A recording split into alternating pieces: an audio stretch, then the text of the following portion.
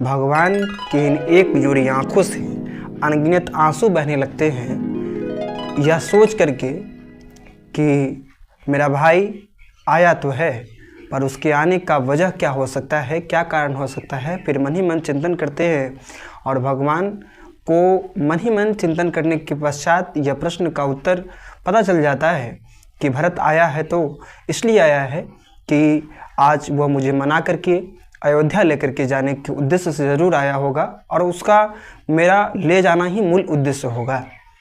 तो भरत अब एक तरफ उनके मन में पहले तो खुशी थी, अब मन में अनेक प्रकार के प्रश्न चलने लगते हैं। कई प्रकार के प्रश्न भगवान राम हमारे आराध्य राघवेंद्र सरकार के मन में हिलोड़े मारने लगते हैं और वह प्रश्न होता है कि अब यह बड़ा भाई जो कि राम की भूमिका में है, मेरे जैसा भाई अब क्या करेगा।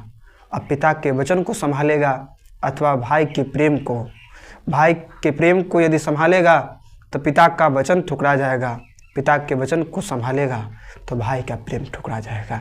देखिए यह दृश्य क्या क्या हम लोगों को सीख देता है, किस प्रकार का समर्पण का भाव त्रेता के उन भाइयों के बीच में था। और आज जिस युग में हम लोग जी रहे हैं, उस युग में वर्तमान परिवेश में भी हम लोग देख रहे हैं कि भाई और भाई के बीच में किस प्रकार का कहीं न कहीं द्वंद्व होता है और आपस में किस प्रकार का मन मुटाव की स्थितियाँ होती है। वर्तमान परिवेश में हम सभी लोग देख रहे हैं। आज रामायण का एक अनमोल प्रसंग चित्रकूट के वन में जो राम और भरत का मिलाप होता है, उससे संबंधित प्रसंग को मैं आपके बीच में रख रहा हूँ। और इन प्रसंगों के द्वारा हम सभी लोगों को एक सीख लेनी चाहिए। अच्छी बातें केवल सुनी ही ना जाए, उसे अपनी ज़िंदगी में उतारा भी जाए तो निश्चित रूप से हमारे जीवन की बगिया अत्यंत पावन बन जाएगी। मगर अफसोस हम लोग अच्छी बातों को सुनते तो हैं मगर उन्हें अपनी ज़िंदगी में नहीं उतारते हैं। अब दृश्य का दर्शन कीजिए। भगवान राम जो कि अत्यंत प्रसन्न थे, अब उनको पता चलता है कि भगवान को मनाने के लिए उनका छोटा भाई भरत जी आए हैं। तो भरत जी आते ही भैया से जो मिलते हैं, दोनों भाइयों के बीच में जो मिलाप होता है, जो कि भरत मिलाप के नाम से जाना जाता है, उस मिलाप को दृश्य को देख करके मैं राजन जी महाराज का प्रसंग सुन रहा था। रामचरितमानस के जो प्रसंगों को वो जो श्रवण कराते हैं, सुनाते हैं हम लोगों के बीच में, तो ऐसा लगता है कि राजन जी कहीं न कहीं रामचरितमानस को घोल करके पूरा पी चुके हैं। ऐसा लगता है जब वो हमारे बीच में कथा को प्रस्तुत करते हैं तो वो कह रहे थे कि जब राम और भरत का जब मिलाप होता है तो वहाँ पर जो पत्थर रहता है, चित्रकूट के वन में जो पत्थर रहता है, दोनों भाइयों के बीच के प्रेम को देख करके वो पत्थर भी मोम की भांति पिघलने लगता है। तो समझ जाइए कि उस वक्त में वहाँ पर के इंसानों की क्या स्थिति रही होगी। तो दोनों भाई की आँखों में उस मिलाप के वक्त में, इन दोनों आँखों में जो अश्रु की धाराएं जो बह रही थी, उन अश्रु की धाराओं को देख करके वहाँ पर का पत्थर भी पिघलने लगा। देखिए उस प्रेम को देखिए। आज का भाई यदि होता और उसको यदि पता चलता कि भैया को 14 बरस का वनवास मिल गया है, मुझे राजगद्दी मिल गई है, तो वह भाई अत्यंत प्रसन्न होता कि शुक्र है, भगवान की बड़ी कृपा हुई है कि मुझे सत्ता का सुख प्राप्त हुआ। बड़ा भाई यदि वन में चला गया तो खुशी की बात है। मगर देखिए एक तरफ हमारे राम जिनको कि 14 बरस का वनवास मिला, पता चलता है कि अगले सुबह वन की यात्रा तय करनी है, सत्ता का सुख उन्हें प्राप्त नहीं होना है। फिर भी मुस्कुराते हुए राम जी 14 बरस के वनवास की अवधि के लिए चल पड़े। और एक तरफ जब भरत को पता चलता है कि आपको सत्ता की कुर्सी पर बैठना है, भरत कहते हैं कि मैं सबसे भाग्य का मारा हूँ क्या, मैं सबसे दुर्भाग्यशाली मैं ही हूँ क्या कि मैं मेरे भैया राम के रहते मैं सत्ता की कुर्सी पर बैठ जाऊँ। ये कदापि संभव नहीं होगा। यदि संभव हुआ तो भरत की सांसें नहीं रहेंगी। मैं कदापि भैया के रहते सत्ता की कुर्सी पर नहीं बैठूँगा। देखिए दोनों भाइयों के बीच के प्रेम का दर्शन कीजिए कि किस प्रकार उन दोनों भाइयों के बीच में प्रेम। अब भरत भैया को मना रहे हैं कि भैया 14 बरस की अवधि बहुत लंबी अवधि होती है, आपके बिना अयोध्या का आंगन सूना है। भैया आप चलिए, आप अयोध्या को संभालिए, आप अपने भाई को संभालिए, मुझसे आपका यह दिशा आपका ये दशा देखा नहीं जा रहा है भैया। मैं नहीं जी पाऊँगा आपके बिना, मैं नहीं जी पाऊँगा भैया आपके बिना। और आंखों से अश्रु की धाराएं भी निरंतर बह रही हैं।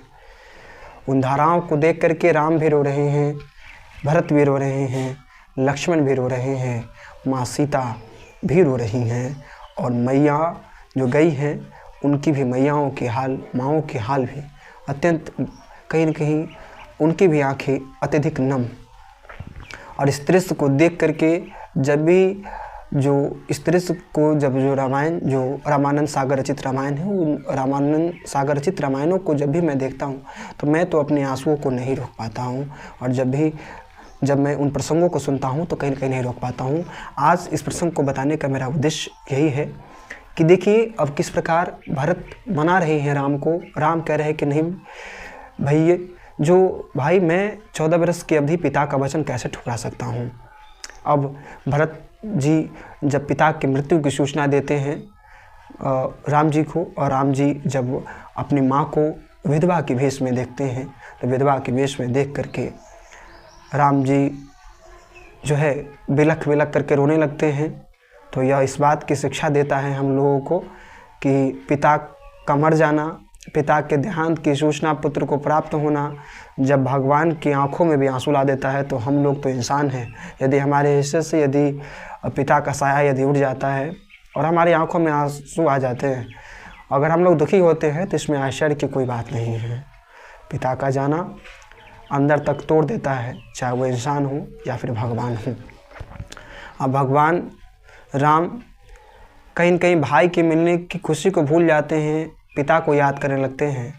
और जो ही भगवान राम को यह पता चलता है कि मेरा भाई मुझे मनाने के लिए आया है और मुझे कह रहा है कि चलिए, अब भाई के को वहाँ पर आकर के आता हुआ देख कर के और भाई को उस दशा में देख कर के भगवान राम को भी अच्छा नहीं लग रहा है।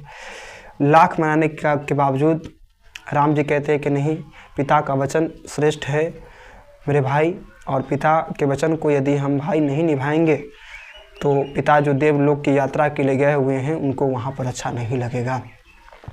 और भरत की लाख समझाने के बावजूद राम तैयार नहीं होते हैं। तो भरत जो है चित्रकूट के वन तक जो आते हैं तो रोते हुए ही आते हैं कि पता नहीं मेरे भैया की दिशा दशा कैसे होगी।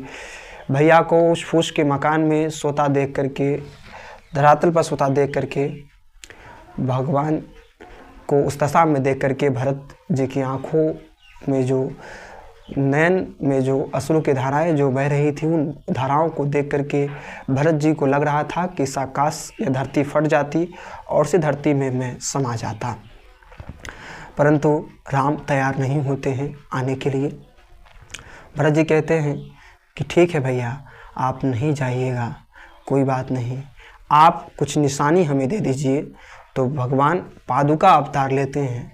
पाँव का जो पहनने वाला जो पहले खराउन जो हुआ करता था, उस खराउन पर भगवान अपने पाँव का निशान रखते हैं और उस खराउन को लेकर के भरत अपने माथे पर रखते हैं।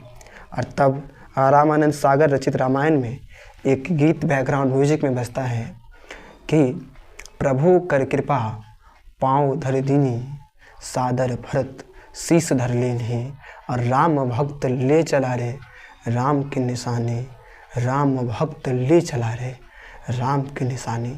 और चित्रकूट के वन से अयोध्या तक के सफ़र को भगवान राम के उस चिन्ह को लेकर के भैया भरत रोते हुए चित्रकूट के वन से अयोध्या तक के सफ़र को तय करते हैं। और अयोध्या आने के बाद राजगद्दी पर उस पादुका को रख देते हैं, और पादुका को रख करके उस पादुका से प्रतिदिन उनकी आज्ञा लेकर के, उस पादुका की आज्ञा को लेकर के, क्योंकि वह पादुका उनके भाई की पादुका थी, उस पादुका से आज्ञा लेकर के वो हर निर्णय लिया करते थे। देवियों, सज्जनों, आदरणीय जनों, गुरुजनों, मेरे बड़े भाई तुल्य, मेरे बड़े भाइयों, छोटे भाई तुल्य, छोटे भाइयों, बहनों, आप सभी लोगों को इस प्रसंग से सीखना चाहिए। सीखना यह है कि देखिए, भरत मिलाप का वह दृश्य कि किस प्रकार एक भाई दूसरे भाई के प्रति समर्पित है, बड़ा भाई छोटे भाई के प्रति समर्पित है, छोटा भाई बड़े भाई के प्रति समर्पित है। और आज हम लोग किस दिशा की ओर जा रहे हैं।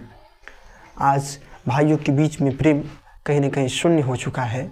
तो यह प्रेम शून्य हो चुका है। हमारे जो धार्मिक ग्रंथ हैं वो धार्मिक ग्रंथ अच्छी सीख देने के लिए पर्याप्त हैं, परंतु हम लोग धार्मिक ग्रंथ को केवल एक पुस्तक मान करके चलते हैं, इसलिए हम लोग उससे सीखते नहीं हैं।